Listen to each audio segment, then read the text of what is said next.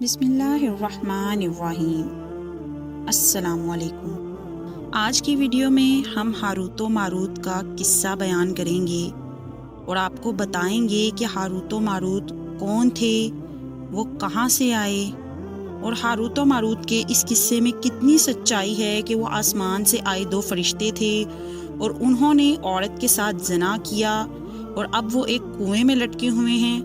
آج ہم آپ کو اس کی حقیقت بیان کریں گے۔ قرآن میں سورہ بقرہ میں 2 لوگوں کا ذکر آیا ہے جن کا نام ہاروت و ماروت ہے۔ سورہ بقرہ کی آیت نمبر 102 میں ہاروت و ماروت کا ذکر ہے۔ ہاروت اور ماروت 2 فرشتے تھے۔ ان دونوں فرشتوں کو اللہ نے انسانی شکل میں دنیا میں بھیجا تھا، یعنی ان میں انسانی خصوصیات بھی موجود تھیں۔ یہ دونوں فرشتے ایک علاقہ کابل میں بھیجے گئے تھے۔ اس جگہ پر حضرت سلیمان علیہ السلام کی حکومت تھی اور حضرت سلیمان علیہ السلام کا دور 930 قبل مسیح سے لے کر 990 تک تھا، یعنی حضرت عیسیٰ علیہ السلام کے آسمان پر اٹھائے جانے سے پہلے تک تھا۔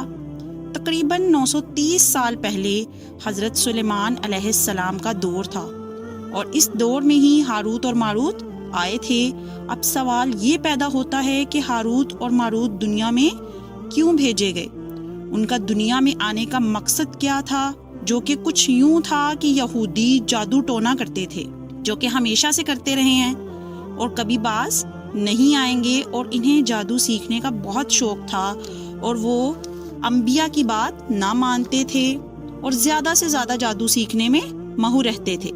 مارگیلے سے ایک بہت بڑا پروفیسر تھا، اس نے حضرت محمد صلی اللہ علیہ وآلہ وسلم کی سیرت بھی لکھی ہے، جو اسلامی دشمن بھی تھا۔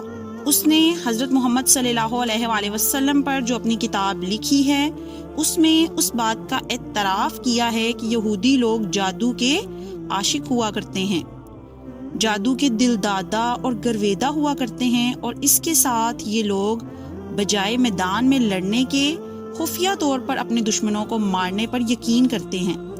اب حضرت سلیمان علیہ السلام کے دور میں بجائے حضرت سلیمان علیہ السلام کی وحی اور آپ کی تعلیمات کے اتباع کرنے کے، ان لوگوں نے یہ کام کیا کہ جادو سیکھنے میں لگ گئے اور دن رات اس میں مشغول رہتے تھے۔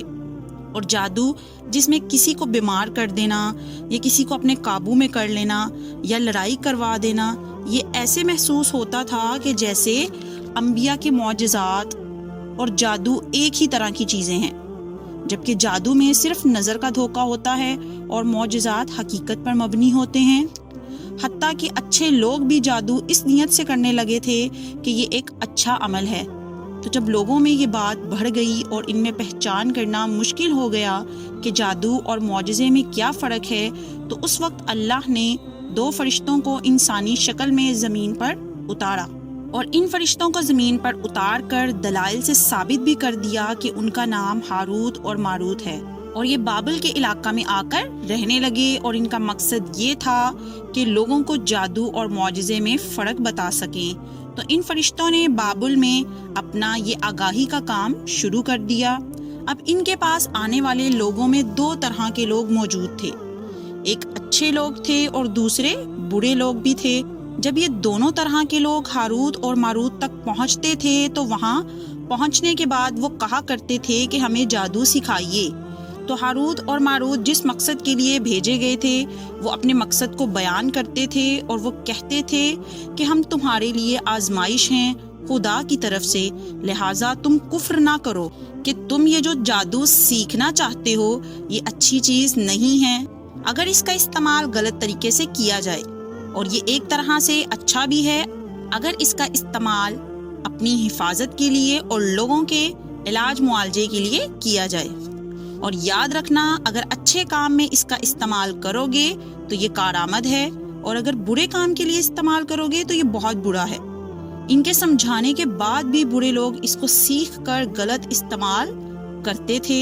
خاص طور پر جو بات نقل کی جاتی ہے وہ یہ کہ یہ لوگ میاں بیوی کی جدائی میں یہ جادو کا استعمال اکثر کرتے تھے۔ اصل ان فرشتوں کا کام جادو اور معجزے میں فرق بتانا تھا۔ ایک زمانے تک یہ لوگ اس کام کو کرتے رہے، یہاں تک کہ بڑی تعداد کو یہ معلوم ہو گیا کہ یہ جادو کیا ہے اور معجزہ کیا ہے۔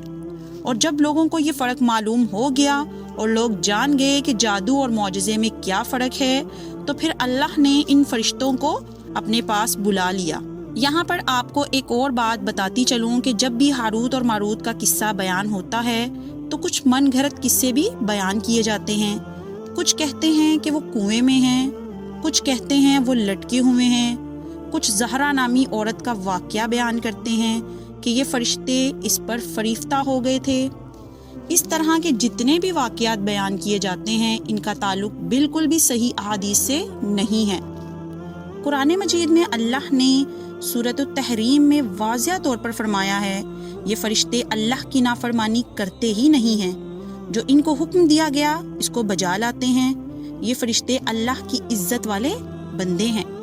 فرشتوں کو اللہ نے معصوم بنایا ہے، اور ہاروت و ماروت کسی کو جادو نہ سکھاتے تھے جب تک یہ نہ کہہ دیتے کہ ہم تو صرف آزمائش کے لیے ہیں، تو کافر نہ بن۔ دین کی صحیح باتوں کو لوگوں تک پہنچائیں تاکہ وہ بھی اس سے معلومات حاصل کر سکیں۔ اگر آپ کو ہماری یہ ویڈیو پسند آئی ہے تو چینل کو لائک اور سبسکرائب کرنا مت بھولیے گا، تاکہ ہماری ہر آنے والی نئی ویڈیو آپ تک بر وقت پہنچتی رہے۔